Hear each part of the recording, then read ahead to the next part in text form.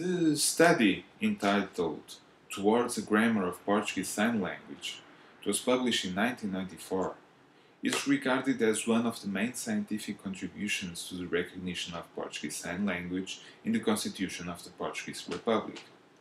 It marks the beginning of the introduction of the bilingual model in Portugal.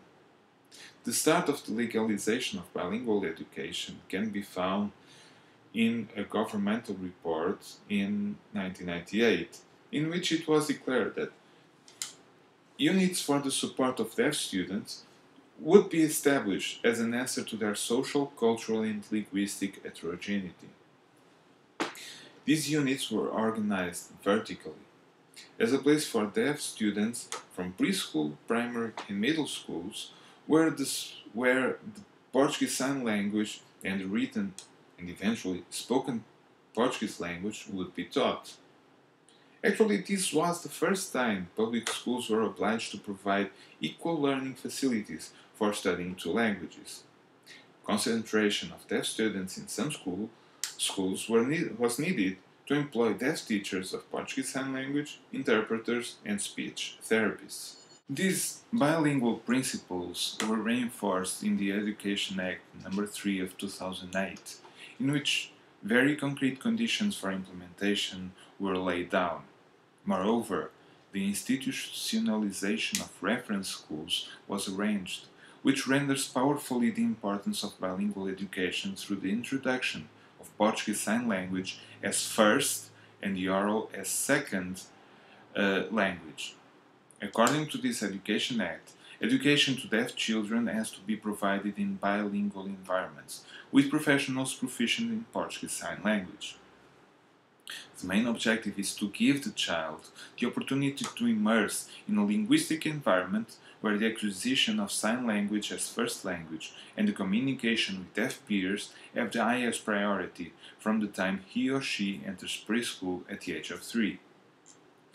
Taking into account the role of family during the child's initial formative stage, the implementation of early intervention services is of the utmost importance in the development of deaf children. Intervention has to start at the earliest moment possible after the diagnosis of deafness. Deaf adults proficient in Portuguese Sign Language could fulfill an important job as role models for the parents of the deaf child. They can help them understand their role as parents, making their expectations more realistic and promoting their participation in the deaf community. Preschool education has to give the deaf child and the hearing child equal opportunities for their personal development. Although they have identical needs, it is extremely important for the deaf child to learn their first and natural language, and in addition, the Portuguese written language as a second language. The organization of the classroom should privilege the learning and development of Portuguese Sign Language as first language, parallel with informal reading and writing activities that allow the child to acquire knowledge about the function, utility, and graphical organization of writing that will constitute the basis for the emerging writing behaviors. They should benefit from specific methodologies, facilitating the acquisition of the nuclear skills demanded in the curricular programs, such as Portuguese Sign Language and the Portuguese language as a second language. The bilingual approach to deaf education implies the existence of two languages, the sign language of the deaf community and the language of the hearing community, both written and oral, and that both are used and taught diglossically, which means using different goals for the acquisition of each of the two languages or using them differently according to the context of learning. The bilingual approach focuses on the proficiency of two languages, its linguistic structures, and in addition on cultural knowledge related to both languages. Making sign language available to all the deaf should be the linguistic basis on which any educational project should be built. This availability is an essential right of the deaf. Sign language can't be considered only as a tool to learn another language, a consolation prize for the deaf. As a language, it has a status. but it also deserves a privileged place in the construction of identities and the expression of a culture. Nevertheless, bilingual education for the deaf is more than just obtaining proficiency in two languages.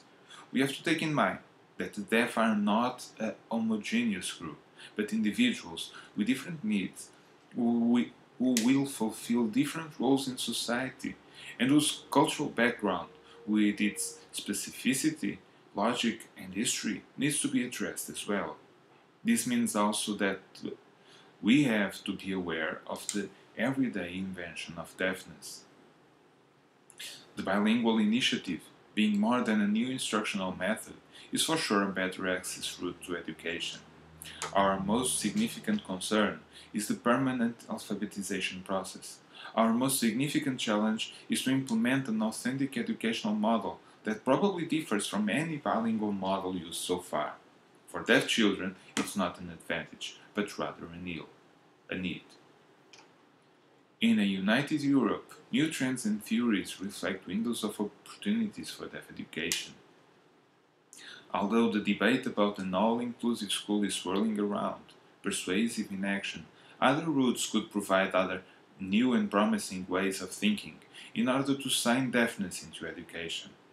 Utopia, some might say, but as Jacques Delors said, we think that without utopia, cynicism and resignation would prevail.